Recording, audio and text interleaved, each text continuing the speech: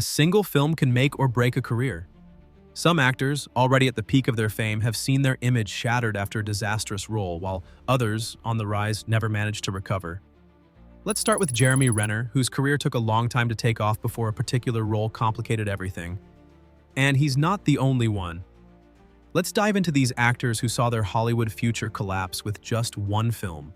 You know Jeremy Renner, Hawkeye in Avengers, an actor widely appreciated today. But did you know he almost never made it this far? In the early 2000s, Renner was struggling. He had taken on small roles in the 90s, sitcoms, minor appearances here and there, nothing too significant.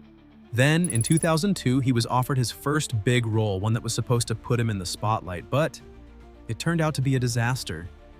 He accepted the role of Jeffrey Dahmer in the film Dahmer. The movie is hyper-realistic, deeply unsettling, and Renner is too good. Yes, you heard that right, too good. At 31 years old, he delivers a performance so intense that it sticks to him like glue. The problem is that starting a career with such an extreme role, playing a serial killer as disturbing as Dahmer, is a risky gamble. The audience couldn't see him as anything else. To give you some perspective, some might say, but wait, Anthony Hopkins played Hannibal Lecter and it didn't ruin him. True, but Hopkins already had a solid career behind him. He was over 50 when he portrayed Lecter in The Silence of the Lambs. He had a variety of roles and an established reputation. Renner, on the other hand, steps into the film industry, and boom, he plays a psychopath. The result? A career drought that lasts nearly 10 years. Between 2002 and 2009, he takes on roles as villains or small projects. He appears in Sweaty and 28 Weeks Later, always playing bad guys or soldiers.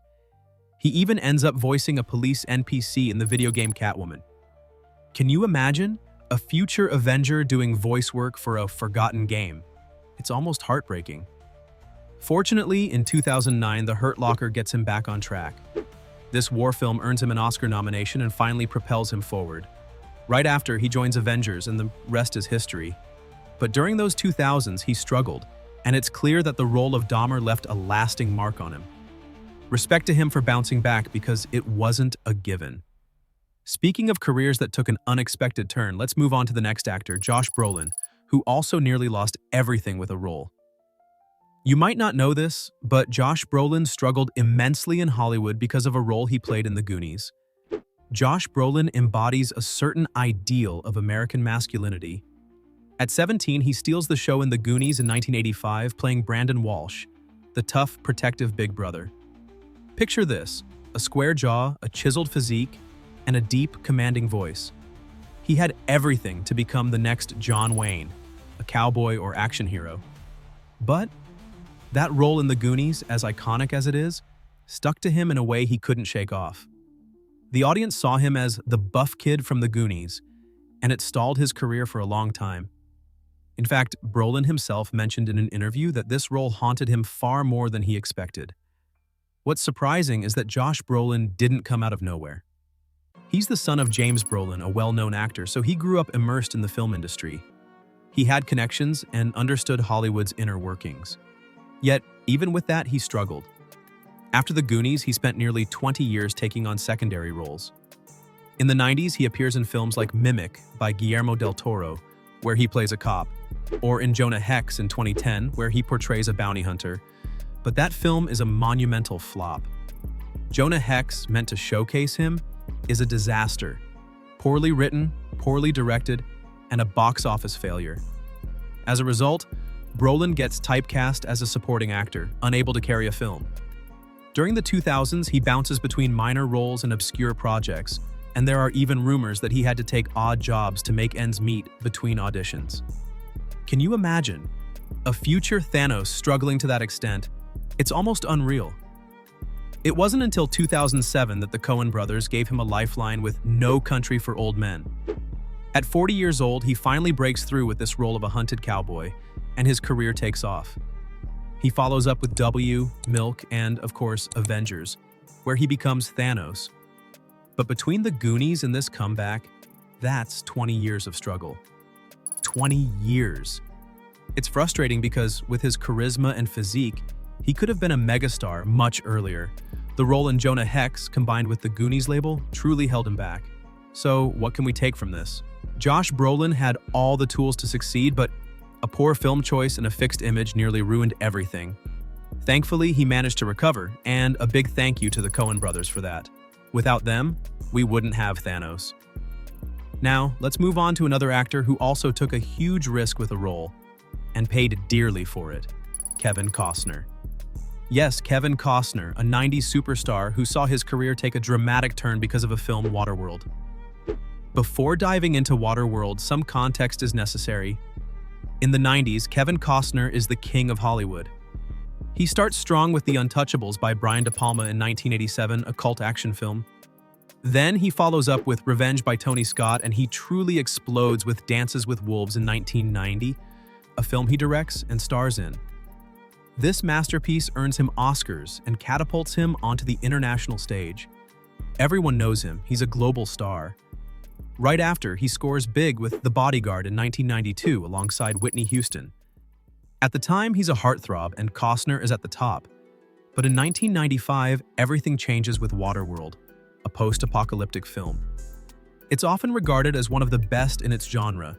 Original, fun, with a world where the Earth is submerged underwater and survivors live on makeshift atolls.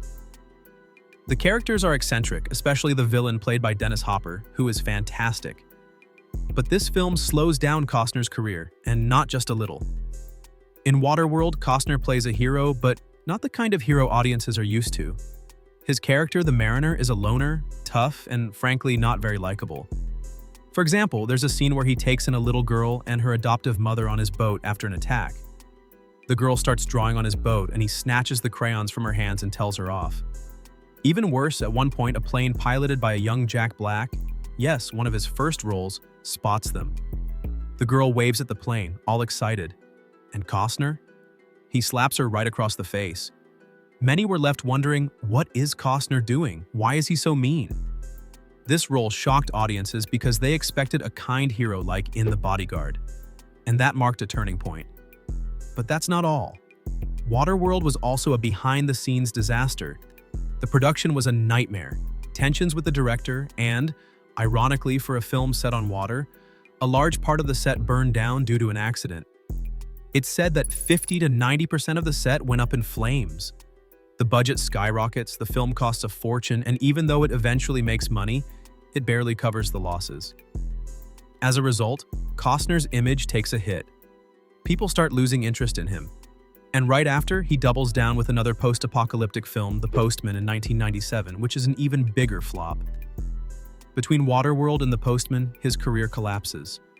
For years, he's relegated to supporting roles. He appears, for instance, in 3,000 Miles to Graceland in 2001, an action film where he plays a villain, and he's great in it. But despite that, Costner can't reclaim the glory of the 90s. It's not until the 2010s that he makes a comeback, notably with the series Yellowstone, where he shines as a cowboy patriarch. He also directed some solid westerns like Open Range in 2003, a gem featuring Robert Duvall. But let's be honest, his career never regained the shine of the 90s. Between 1995 and the late 2010s, it's a long slump. Almost 20 years of struggle for an actor who had everything to become a legend. So, whether Waterworld is a masterpiece or not, it undeniably slowed Costner's rise. Let's move on to another actor whose career also derailed because of an unexpected role: Colin Farrell. Yes, Colin Farrell, a rising star in the early 2000s who saw his career take an unexpected turn due to a single film. You know him for his many roles, but did you know he almost never reached the heights predicted for him? In the early 2000s, Colin Farrell is on the rise. He starts modestly with Tigerland in 2000, a film directed by Joel Schumacher, which introduces him to Hollywood. Schumacher also gives him a standout role in Phone Booth in 2003, a tense 1-hour 20-minute thriller that highlights his talent. This film, often praised for its pacing and intensity, helps establish Farrell as a rising star.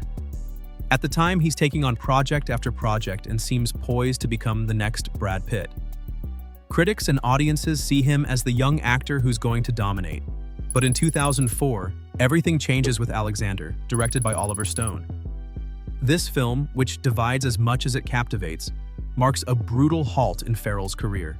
Alexander is an ambitious project, an epic peplum about the life of Alexander the Great. Some find it grandiose, especially in its extended version, thanks to its theatrical style and Oliver Stone's bold direction. Others, however, consider it a failure, criticizing its over-the-top tone and lack of coherence.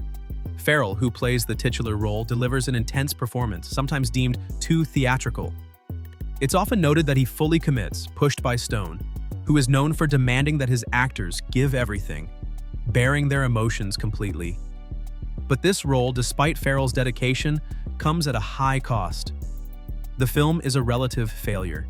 It barely recoups its budget, far from the studio's expectations.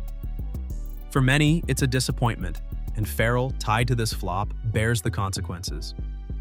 This failure doesn't just affect Farrell. Oliver Stone's career also takes a hit. After successes in the 80s and 90s, he finds himself at odds with the studios, who blame him for the budget overrun. He's forced into more modest projects like W in 2008 with Josh Brolin, or the sequel to Wall Street, films often deemed underwhelming. But for Farrell, the impact is even more significant. Before Alexander, he was seen as a leading man, a potential Hollywood sex symbol. After, his aura fades. He continues to work, but the roles offered to him lose their prestige. He takes on smaller productions, far from the major films that could have propelled him to the top. Some believe that without this role, he might have sustained his rise and become the true icon predicted in the early 2000s. Farrell hasn't completely vanished, of course.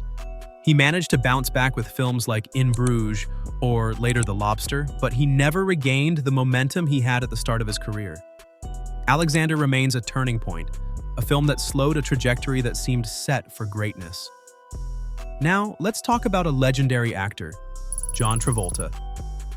An icon of the 70s and 80s who saw his career take a dramatic turn due to a film that made headlines, for all the wrong reasons.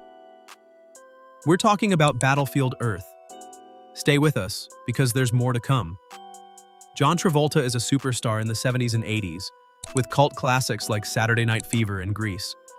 In the 90s, he makes a strong comeback with unconventional roles, notably in Pulp Fiction, Broken Arrow, and Face Off, where he excels as a villain. At that point, he's often seen as an actor capable of reinventing himself, transitioning from romantic lead to charismatic antagonist. But in 2000, everything changes with Battlefield Earth, a sci-fi film often labeled a disaster. Picture a poorly executed version of Dune with a Scientology message thrown in. Travolta, a devoted Scientologist, even produced the film. The result is a total fiasco. The film is panned by critics, and rightfully so. A weak script, dated special effects, and a direction that borders on ridiculous. Travolta, playing an alien named Turl, is often considered over the top, and his image takes a serious hit. He's not the only one affected by this failure. Barry Pepper, a promising actor seen in Saving Private Ryan or We Were Soldiers, also stars in the film. His career takes a hit as well. At the time, Pepper is viewed as a rising talent, but after Battlefield Earth, he's relegated to supporting roles, far from the major productions predicted for him. For Travolta, the impact is even more severe.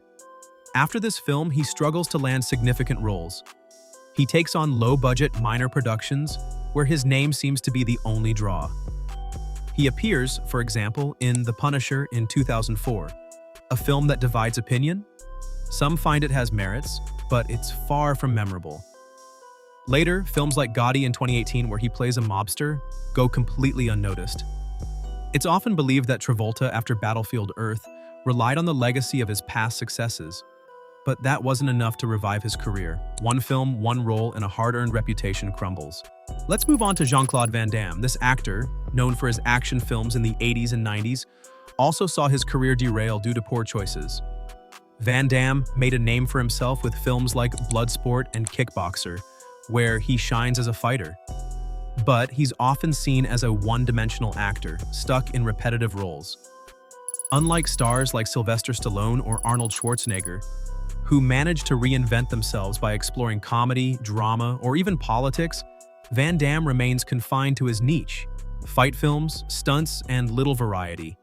Some believe he has too much personality to fully embody diverse characters, which limits his opportunities. The fatal blow comes in the late 90s and early 2000s with two films that mark a turning point. First, Knockoff in 1998, an action film often criticized for its disjointed script and messy direction, despite a nostalgic charm for some fans. But it's especially Universal Soldier, The Return in 1999, that seals his fate. This direct-to-video sequel to the original Universal Soldier is considered far inferior. With a late 90s aesthetic, electronic music, flashy direction, and a cast of lesser-known actors, the film fails to impress. Van Damme reprises his role as Luke Devereaux, but the project lacks budget and ambition. At the time, action films, hugely popular in the 80s and 90s, are starting to fade. This genre, often catering to a niche audience, can't last forever, and Van Damme fails to adapt to this shift. After these failures, Van Damme churns out direct-to-video films, often shot in Eastern Europe on tight budgets with fading stars. Figures like Steven Seagal follow a similar path, but for Van Damme, it's a real missed opportunity. He attempts a more dramatic comeback with JCVD in 2008, a film that leans on self-parody, but it divides audiences with its uneven style and direction. While interesting, this project doesn't mark the comeback hoped for. Today, Van Damme appears in commercials or TV shows, but his acting career never regained its former glory. It's often considered that by locking himself into fight films without reinventing himself, he missed a chance to shine brighter in Hollywood. Stay tuned, because we're now moving on to another actor who also paid a heavy price for a poor role choice. Things are getting serious now. Here's Taylor Kitsch, an actor who had everything to become a star, but saw his career collapse due to a film. John Carter. Taylor Kitsch is a bit like the Colin Farrell of the 2010s. Often described as a handsome actor with an impressive physique, he starts with small roles. He appears, for example, in X-Men Origins, Wolverine in 2009 playing Gambit, and in Savages by Oliver Stone in 2012, a film that divides with its very distinct style. In the late 2000s and early 2010s, Kitsch is seen as a rising star, a young actor who could become the next big name in Hollywood. But in 2012, everything comes to a halt with John Carter. This sci-fi film, inspired by Edgar Rice Burroughs' novels, promises an epic adventure in a universe blending Turok and space opera. Some find the concept intriguing, with a retro vibe reminiscent of classic adventure tales. But the film is a resounding failure. Critics tear it apart, pointing out a weak script and lack of coherence. Despite a certain cult following among a niche audience, it's not a total disaster like Morbius with Jared Leto. John Carter falls short of expectations. With a massive budget, it doesn't earn enough to be considered a success. This failure marks a turning point for Taylor Kitsch. Just before, he had starred in Battleship in 2012, another big-budget action film that also flops. Often criticized for its simplistic script despite impressive special effects, Battleship doesn't help Kitsch build a name. With John Carter, it's the final blow. After these two failures, his career is halted mid-flight. He disappears from major productions and is relegated to supporting roles or minor projects. He appears, for example, in the Netflix series Painkiller, released in 2023, where he plays a secondary role. While the series is decent, it's often seen as underwhelming compared to what could have been expected of him. Note that a film of the same name, released in late 2023, is often recommended as a more concise and successful version of the story. But for Kitsch, these projects show he's taking what's available, far from the ambitions once projected for him. It's often believed that with his charisma and physique, he could have become one of Hollywood's young wolves, but these poor film choices decided otherwise. Now, let's get to the heart of the matter with Chris O'Donnell, an actor who saw his career implode due to his role as Robin in Joel Schumacher's Batman and Robin, released in 1997. To grasp the scale of the disaster, some context is needed. Batman and Robin is Schumacher's second film in the Batman franchise following Batman Forever in 1995. Both films are Warner Brothers commissions, designed to sell toys and appeal to a younger audience. They starkly contrast with Tim Burton's Batman films, Batman 1989 and Batman Returns 1992, which were dark, violent, and serious. Burton's films feature striking scenes, violent deaths, explosions, characters burned alive, or the Penguin biting off a man's nose with his teeth. This dark, almost horror-like tone doesn't sit well with the studios, who want a more family-friendly Batman. With Schumacher, they make a 180-degree turn. Neon colors, extravagant costumes, a cartoonish and goofy tone. Batman and Robin, with its pink neon and childish humor, is often regarded as one of the worst Batman films ever made, a movie that sacrifices the spirit of the comics to appeal to kids and sell toys. In this context, Chris O'Donnell plays Robin, Batman's loyal sidekick portrayed by George Clooney. At the time, O'Donnell is a promising young lead. He had already starred in films like Scent of a Woman with Al Pacino, and he's seen as a future big name in Hollywood. But Batman and Robin changes everything.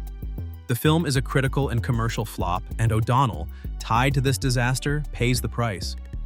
His portrayal of Robin in a film deemed ridiculous sticks to him.